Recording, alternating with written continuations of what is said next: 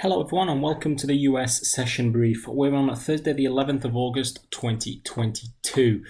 Where we are in markets, risk continues to be bid, and that's following the weaker than expected numbers coming out of the US CPI data release yesterday. Markets continue to rally on the back of that. Federal Reserve officials responded to that softening inflation data by saying it actually doesn't change the US central bank's path towards even higher interest rates this year and next. Fed President Neel Kashkari, who's is the Minneapolis Fed President, he prior to the pandemic was the central bank's most dovish policymaker. He said on Wednesday that he wants the Fed's benchmark interest rate at 3.9% by the year end and at 4.4% by the end of 2023. Interesting. I'll touch on more on that in a second. But yesterday's rally was fueled by bets that the Fed actually may turn less hawkish. Yet market observers caution that policymakers will want to see months more of evidence that price gains are slowing before they change their view. Economists are divided on whether slower CPI growth means the Fed could ease its aggressive rate hike program.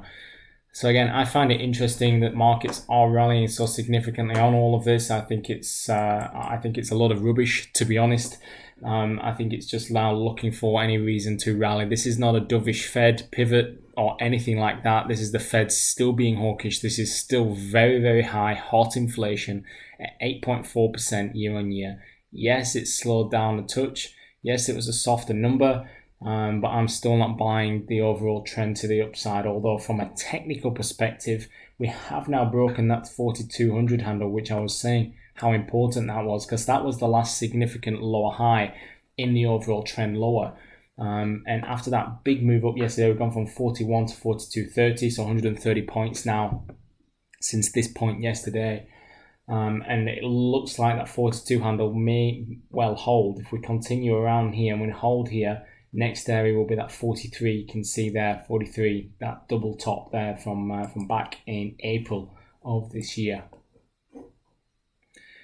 Energy prices, let's touch on that while opening our crude oil charts. Crude itself has been pretty choppy, but basically the average retail gasoline prices in the US fell below $4 a gallon to its lowest level since March.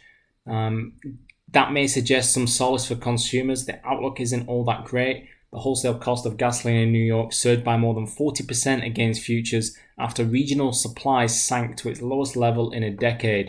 Of course, that raises the risk of shortages. Soaring rents as well in the US, fastest pace in more than 3 decades, surpassing a median of $2,000 a month for the first time ever, and pushing rents above pre-pandemic levels in most major cities.